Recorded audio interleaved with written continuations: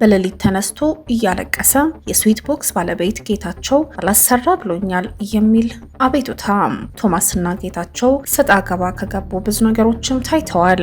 72 ሰዓታት ባልሞላቸው ወደ እርቅ የገቡት እነዚህ ግዳንግደ ጡንቻዎች ያላቸው ስፖርተኞች ብዙ ትችትን አስተናግደዋል። የሰሞኑን ሰጣ ገባ የቶማስ ፍራቻ፣ የጌታቸው መልስና የህዝቡም ጫጫታ ትላልቅ እግር የሌላችሁ የጅማ አሰልጣኞች አይደላችሁም የሚል ንግግር ለኢትዮ ዳንስ ባለቤት የሆነው ቶማስ ያስቆጣ ቢሆንም ሴቶች ትላልቅ መቀመጫ እንዲኖራቸው ከፍ ዝቅ እያለ የሚያሰራው የስኳቱ ኪንግ እየተባለ የሚጠራው ደቡብ አፍሪካዊው ከቡርኪና ፋሶ ወታደራዊ መሪ ኢብራሂም ትራውሬ የደረሰበት ትችትም ያመሳስለዋል። ጌታቸው ትላልቅ እግር የሌላችሁ ሰዎች አይደላችሁም ሲል፣ የቡርኪና ፋሶ ወታደራዊ መሪ ደግሞ ትላልቅ መቀመጫ ሳይሆን ትላልቅ ጭንቅላት ነው የሚያስፈልገን ሲል ተችቷል። ሰዎች እያወዛገበ ያለው የጡንቻና የዳሌ እድገት ሰዎች ከስፖርት ዓለም ወጥተው ወደ ቱርክና ቬትናም እንዲሄዱም እያደረጋቸው ነው። ፕላስቲክ ሰርጀሪ የደረሰበትን ያመጣው መዘዝ እንቃኛለን። ቻናላችን ላይክ፣ ሼር፣ ሰብስክራይብ በማድረግ ተቀላቀሉን። ምን ባስቀይም ነው? ምን ባደርግ ነው? የዚህን ያህል እኔ ተንኮል የለብኝ፣ በስራ ላይ አልመጣውኝ። ግድንግድ እግር የሌላችሁ የጅማ አሰልጣኞች አይደላችሁም የሚል ንግግሩ ብዙ ተቃውሞን አስነስቶ የነበረው የጌታቸው ንግግር አንተ ለራስ ሲክስ ፓክ የለህም የሚል ትችትን አስተናግደዋል። እግር የሌላችሁና ቁምጣ ለብሰው ስፖርት የማይሰሩ የጅማ አሰልጣኞች በብዙዎች ዘንድ ተቃውሞ ያስነሳበት ንግግሩ ሳምንት ሳይሞላው የኢትዮ ዳንስ ባለቤት የሆነው ቶማስ የራሱን ብሶት ይዞ መምጣቱ ተጨማሪ ውርጅብኝ በጌታቸውም ደርሷል። ከሌሊቱ 7 ሰዓት እንደቀል ተነስቶ እያለቀሰም በኢትዮጵያ ሕዝብ ዘንድ ሀዘኔታና ትችትን እያስተናገደው የኢትዮጵያ ዳንስ ባለቤት ሆኖ ቶማስ ኃይሉ 24 ሰዓት ባልሞላ ጊዜ እንባው እንዲጠረግለት ምክንያት አግኝቷል። ግድንግድ ጡንቻ ያላቸው ከራሳቸው አልፎ ለሌሎችም ጡንቻ የመገንባት ስራን የሚሰሩ እነዚህ ወጣቶች ሰሞኑን የገቡበት ሰጣ ገባም አነጋጋሪ ሆኗል። የስዊት ቦክስ ባለቤት የሆነው ጌታቸው ለኢትዮ ዳንስ ባለቤት የሆነው ቶማስ በተደጋጋሚ ስራው እንዳይሰራም እንደሚያስተጓጉለው እንዲሁም ከጌታቸው ማስፈራራት እንደሚደርስበት አስታውቋል። በሌላ ደግሞ ጌታቸው በቶማስ የስም ማጥፋት እየደረሰበት መሆኑን በህግ እንደሚጠይቅም ተናግሯል። የቶማስ ተጠቂ ነኝ ማለት የጌታቸው ቶማስ ተጠቂ ለመምሰል ስሜን ለማጥፋት ሞክሯል የሚል ክርክር ሶሻል ሚዲያ ላይ ያለው ተጠቃሚም ጎራጎራ ይዞ እንዲወቃቀስም ያደረገ ነበር።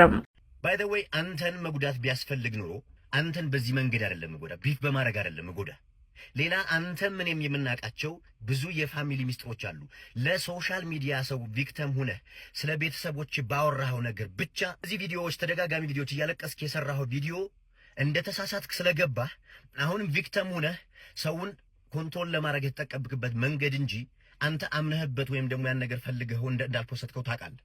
72 ሰዓታት ባልሞላ ጊዜ ሁለቱም እንዲታረቁ እየተደረገ ቢሆንም በሁለቱ አለመግባባት መካከል ሲጫጩ የነበሩትም አይን ውስጥ ሳይገቡ አይቀሩም። ትውውቃቸው ከ10 ዓመት በፊት የሆነው የኢትዮ ዳንስ ባለቤት ቶማስና የስዊት ቦክስ ባለቤት የሆነው ጌታቸው በኢንስታግራም ሲተዋወቁ ቶማስ ከዓመታት በፊት በእስክስታ የታጀበ ፊትነስ ሰርቶ የጀመረው ጌታቸው ይህንን አይቶ ማውራት እንደጀመሩ ይናገራል። ለመጀመሪያ ጊዜ ወደ ስፖርት ዓለም እንዲገባ ሀሳቡን እየሰጠ እኔ ነኝ የሚለው ጌታቸው የተናገረውም እነዚህ ሰዎች ተደጋግፈው ለመስራት የላቀ ደረጃ ለመድረስ መንገድ ጀምረው የነበሩ ቢሆንም ነገሮች እንደታሰበው ሊቀጥሉ አልቻሉም። ከትንሽ መደጋገፍ በኋላ በፍጥነት ወደ ፍክክር እንደገቡ የሚያስረዱ መረጃዎችም እየወጡም ነበር። አንዳንዴ ሲታረቁና ሲተጋገዙ በማህበራዊ ሚዲያ እየታዩ የነበሩት እነዚህ ወጣቶች መጨረሻቸው በእርቅ ቢቋጭም ትልቅ ትዝብት ማስተርፏል።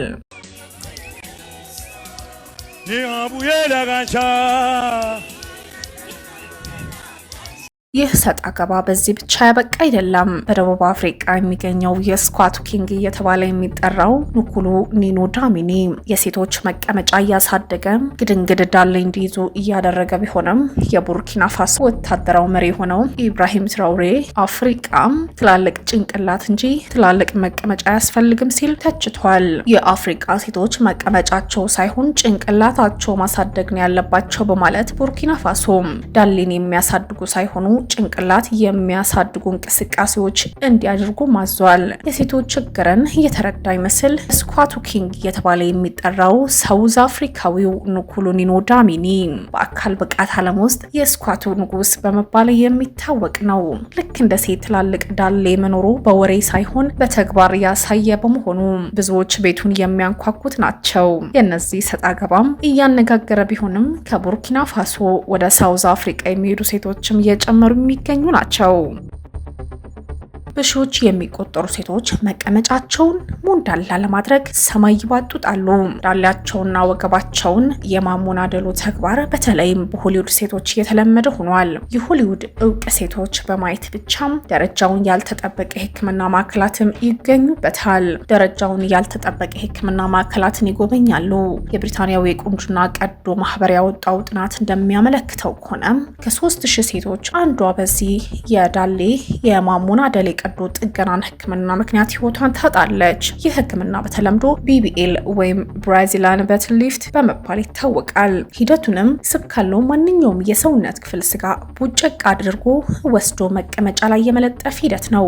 ሴቶች ለሞት የሚዳረጉት ከሌላ የሰውነት ክፍል ተቦድሶ የሚወጣው የደለበ ስጋ መቀመጫ ላይ የሚለጠፍበት ጊዜም የደም ዝውውር ስለሚገታ ቢሆንም 50 ከመቶ የሚሆኑት መቀመጫ አሞንዳይ ሴቶች ወደ ቱርክ ያቀናሉ። ቀሪዎች ደግሞ ሃንጋሪና ቤልጂየም፣ ስፔንና መዳረሻቸው እያደረጉ ናቸው። በተለይም የኢትዮጵያ ሴቶች በእነዚህ ሀገራት ርካሽ ቀዶ ጥገናን የሚያደርጉ ሴቶች ከህክምና በፊት አስገዳጅ ውል እንዲፈርሙ ይደረጋሉ። ህክምናው በማህበራዊ ሚዲያ የሚያጥላልቅ ሆነም በስም ማጥፋት የሚከሰሱ ናቸው። አረጀው እድሜ ጨመረ የሚል ስጋትም ድሮ ቀርቷል። ብር ያላቸው ሴቶች ይህንን ስጋት እያሰናበቱ ሲሆን እድሜ ለፕላስቲክ ሰርጀሪ ፊታቸው እስከ መቀየርም ደርሰዋል። በመቶዎች የሚቆጠሩ የፊት ቀዶ ህክምናዎች ያከናውናሉ። ጠይም የነበረችው ቀይ፣ ጎራዳ የነበረችው ለግላጋ የምትሆንበት የህክምና ዘርፍ ዓለምን ጉድ እያስባለ ይገኛል። ቀዶ ህክምናው የሚደረግለት ሰው ፊቱ ላይ ምልክት ይደረግለትና ከቆዳ በታች ወዳለው የፊት ክፍል ይገባሉ። ቆዳ ላይ ያለው ስብና የፊት እንቅስቃሴ የሚቆጣጠረውን ህዋስ አልፈው ወደ ስር ይዘልቃሉ።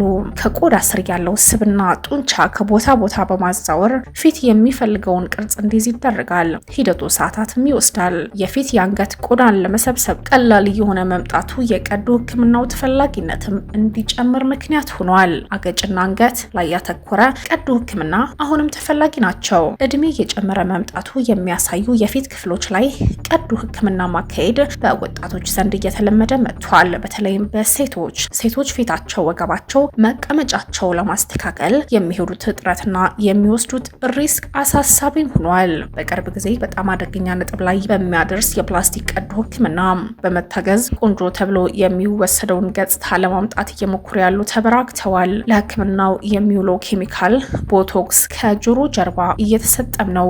ይህ ጆሮ ወደፊት እንደሚያመጣ የሚነገርለት ህክምና ከአይን ስር የፕላስቲክ ቀዶ ህክምና በማድረግ አኒሜ የተባለው የጃፓን አኒሜሽን ፊልም ላይ የሚታዩትን ገጸ ባህሪያት ማስመሰል ነው። የላይኛው ከንፈር ማሳጠር፣ ከአፍንጫና ከንፈር መካከል ያለው ስፋት ማጥበብ ይጠቀሳል። እነዚህ ሁሉም ፊልም ላይ ሲታዩ ቢያምሩም በእውነተኛ ህይወት ላይ ግን ከሰው ተክለ ሰውነት የሚያስወጡ ናቸው። ስዋንግ ኒው ኦክሲጅን እንዲሁም ጊንጊሚ ሞር ቢዩቲፋል የተባሉ የቀዶ ህክምና ገጾች ታዋቂ ናቸው። የሰውን ገጽታ አይተው መደረግ ያለበት የፕላስቲክ ቀዶ ህክምና ምክር ይሰጣሉ። ታዋቂና ተጽዕኖ ፈጣሪ እነዚህ ድረገጾች ያስተዋውቃሉ፣ ብዙዎች ተቀባይትም ያገኛሉ።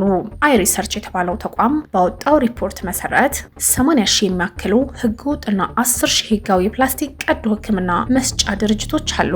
ከዚህ ጋር በተያያዘ በየቀኑ የህክምና ስህተቶች እየተፈጠሩ መሆኑን የሚያመለክቱ መረጃዎች ህጋዊ የቀዶ ህክምና ክሊኒክ ያላቸው የተሳሳቱ የቀዶ ህክምና ለማረም ሌላ የፕላስቲክ ቀዶ ህክምና የሚያደርጉ ሰዎች ተበራክተዋል። እነዚህ ሰዎች አገልግሎቱን በሚፈልጉ ሰዎች ቤት ውስጥ ህክምና የሚሰጡ ጨምሮ ሌሎችንም ህገወጥ የፕላስቲክ ቀዶ ህክምና ክሊኒኮች ነበር መጀመሪያ ላይ የሚሄዱት። በየአመቱ በ10 ሺዎች የሚቆጠሩ ሰዎች የተሳሳተ የፕላስቲክ ቀዶ ህክምና የሚያደርጉ ናቸው። ህጋዊ የፕላስቲክ ቀዶ ህክምና ክሊኒኮችም ህጉን ሙሉ የሚያከብሩ አይደሉም።